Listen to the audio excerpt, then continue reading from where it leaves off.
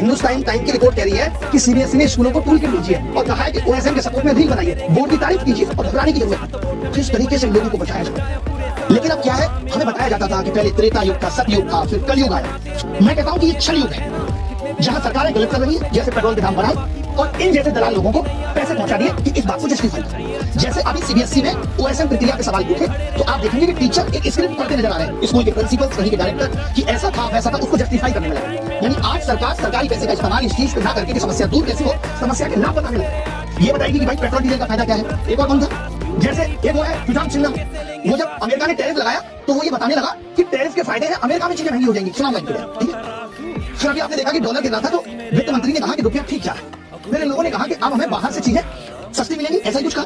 मतलब कहने का मतलब ये है, मैं आपको बता दूं, ये दुर्गा साहब बैठे हैं, ये गरीब हो गए और मेरी वजह से हुए।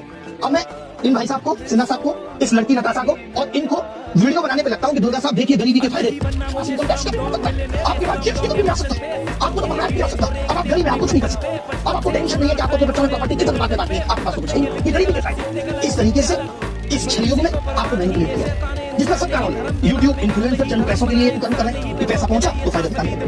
वो दिन दूर नहीं है जब पेपर लीक के फायदे आपको बहुत जल्दी बताएंगे। यही छलयुग है साहब, जहाँ प्रेम सत्य है मगर प्रेमिका नहीं। यही छलयुग है।